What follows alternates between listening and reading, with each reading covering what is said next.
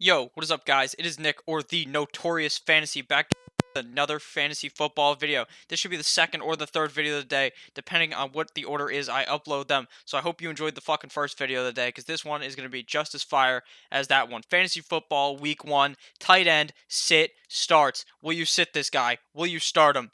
Who fucking knows, because I'm going to tell you right now. Before I start the video, I'd like to ask if you could go down below and click that subscribe button, because not only is it going to help me, but it's going to help you, because I already helped you guys dominate the draft if you've been subscribed. But if you haven't been subscribed, you already drafted, you already got your team, but we're still going to dominate, regardless of if I helped you or not, because I'm going to help you guys during the whole season with all these sit-start videos, trade videos, matchup videos, all of that jazz. So before I start the video, also, I know you just click that subscribe button because you love me. Also, go down below, click that Twitter link at NotoriousFNTSY, because I need some more Twitter followers. I look like a bitch on Twitter with 50 followers, so please do that. Let's get right into the video.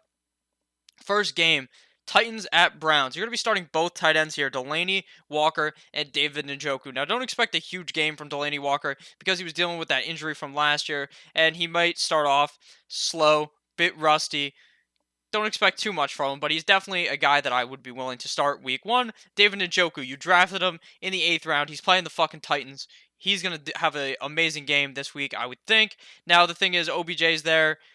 Landry's there. You knew that when you drafted him. You knew it may be the Chubb show, but I think that David Njoku should be involved this week. Potentially score a touchdown. Now, you can't be too heavy on the touchdowns, but get maybe 4 or 5 receptions this game and get like 50 yards, and you won't be too pissed off that you started David Njoku, maybe even more.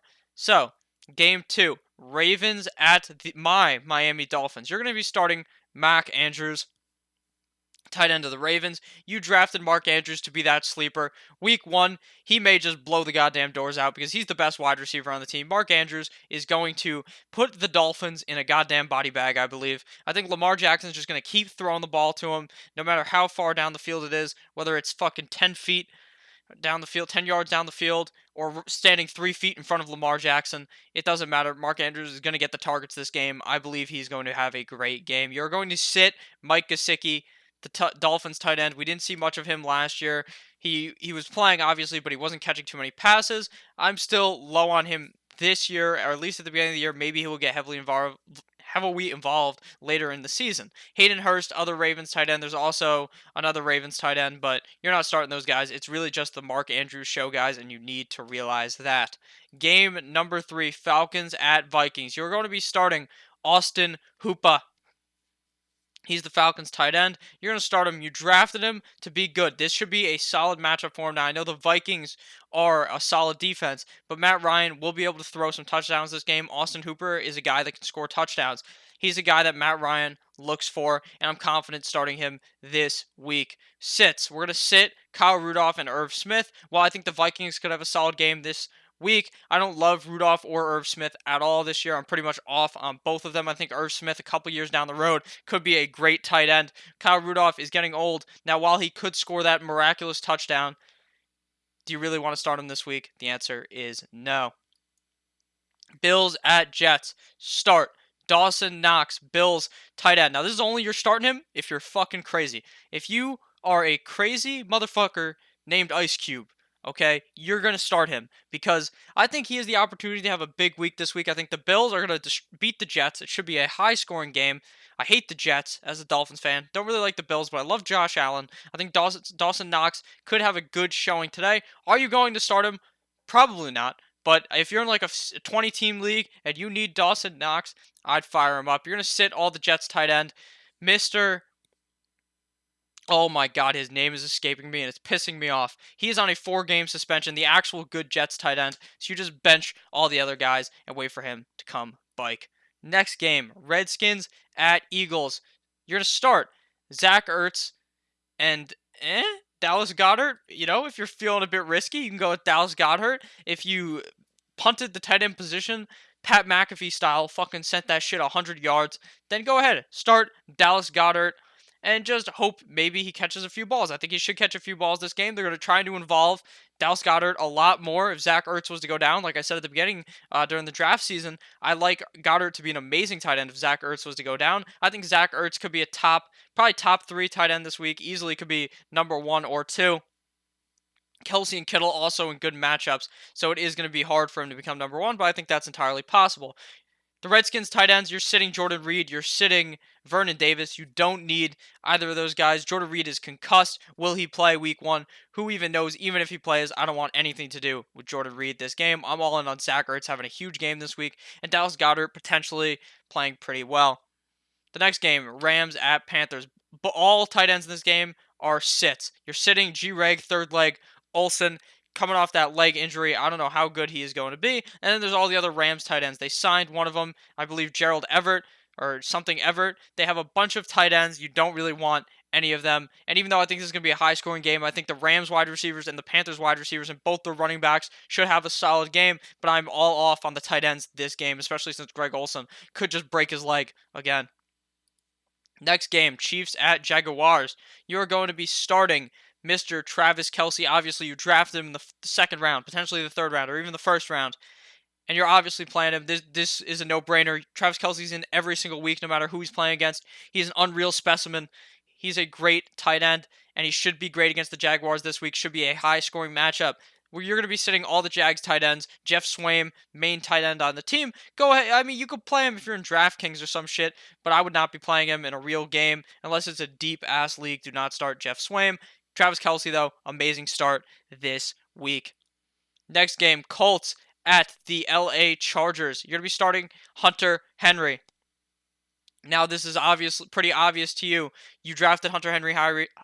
You drafted Hunter Henry highly. Sorry, that's 3 H's in a row, and I'm a bit stupid. You're going to draft Hunter. You drafted him highly. You're going to play him. He should have a great game this week. Colts defense, okay. Hunter Henry is one of Phillip Rivers' safety valves. He always loves that tight end. You know what I'm saying? He has like 12 kids, so you know he loves that tight end. So we love Hunter Henry this week. I think he should have a great game. And then we're also going to be starting Eric Ebron. Now, Eric Ebron's ADP fell like a motherfucker. He was a guy that was going in like the 7th round, now going off the board in like the 10th, 11th, 12th round. Now, Jacoby Brissett is a younger quarterback. They love those tight ends. I think Eric Ebron should have a decent game this week, and I would be confident starting him. I'm sitting Jack Doyle because while I like Jack Doyle, I think he's going to all Jack Doyle does, in my opinion, is hurt Eric Ebron. I'm never confident starting Jack Doyle, but I do know that it impacts Eric Ebron because Jack Doyle is the better blocking tight end, which means he'll be on the field more, get potentially more opportunities. Next game, Bengals at Seahawks. You're sitting tight ends on both sides. So you're sitting Eifert, old man Eifert. Who knows if he'll be able to stay healthy?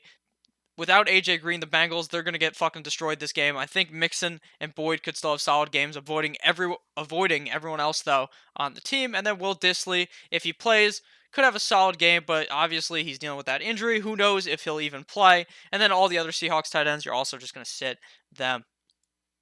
Next game, Giants at Cowboys. You're going to be starting Evan Ingram. You drafted him highly. You know you're playing Evan Ingram. You know you love Evan Ingram if you drafted him. This should be a solid matchup for him. Eli Manning, I mean, the Cowboys do have a solid defense, but Evan Ingram is really the only guy out there. It's Evan Ingram, Saquon, and Sterling Shepard. Eli Manning is going to throw the ball to all three of them. Eli Manning's probably going to get knocked on the ground 8 million times, and Daniel Jones should be the quarterback, which makes Evan Ingram even better in my opinion, but Eli Manning will be starting. Evan Ingram should do solid this week, and I'm pretty confident in it. And we are going to sit Jason Witten, the announcer. Obviously, you're not starting Jason Witten. Who knows how good he even is anymore. Should be pretty solid, but he might fall apart in the end zone. I would not start him. I wouldn't draft him. But I'm saying in real life, he's probably a solid tight end. He's a good motivator, but I'm not. You don't get any there's no point per motivation league or point per captain league. So, get Jason Witten off your team. Get him off your lineup. Get him off your bench. You don't fucking need Jason Witten. Next game, Lions at the Arizona Cardinals. You're going to be sitting TJ Hawkinson, my main man, TJ Hawkinson. I like Hawkinson. Not confident starting him week 1, though. Couple of weeks into the season, we'll see how much Stafford likes using him. We'll see how much Patricia uses him. Or, not, obviously, we don't see how much Matt fucking Stafford uses him, how much he throws it to him. We'll see how much Matt Patricia likes to use him in the offense. I think you're also going to be, a couple weeks in the season, I think Hawkinson could be great. I think you're going to be sitting Ricky Seals-Jones, RSJ, and company on the Cardinals. I don't really want to start any of the Cardinals tight ends. Don't really love the receivers this week. I think David Johnson should have a good game this week, though, against the Lions defense. And Kyler Murray's okay. If you want to hear me talk more about the quarterbacks, all these matchups, you can go back and watch the video from yesterday. I made a quarterback video. You should watch all the videos. There was quarterbacks yesterday. There was a wide receiver video earlier, running back video potentially earlier or after this. 49ers at Buccaneers. You're going to be starting Kittle, meet Timbers, potentially a top 3 tight end this week, potentially number 1. 49ers Buccaneers should be a goddamn shootout. I don't love Jimmy G in this game because I don't love Jimmy G spot at all. We need to see how he plays. But as we know, George Kittle is a huge man and he will be able to easily catch the ball no matter how good Jimmy G really is. And then OJ Howard, also obvious. You drafted him in the 5th round. You drafted George Kittle in like the 3rd round. You're starting both these guys. As long as OJ Howard is healthy, he's a great tight end. Winston should look his way a bunch this game in a shootout. So I like OJ Howard. Next game, Steelers at the Deflatriots. I think Sunday Night Football. You're going to be starting Mr. Vance McDonald, the Vance Dance, as the fantasy footballers call him.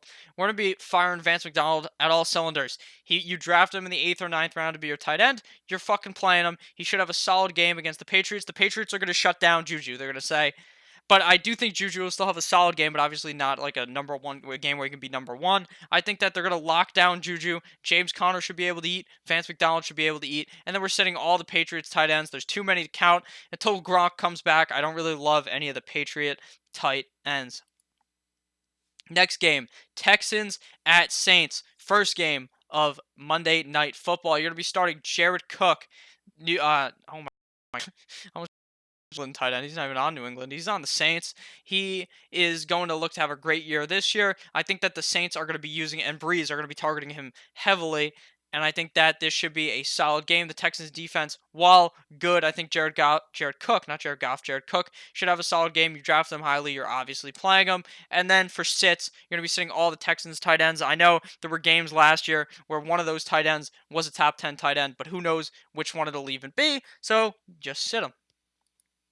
Next and final game, Broncos at Raiders. We're going to be starting Darren Waller of the Raiders. Now, I know I've told you guys about Darren Waller in the past. This guy is going to be the hottest pickup of the century, week 2, because he's going to ball out against the Broncos. I love Darren Waller this week. Think he could be a top 10 guy.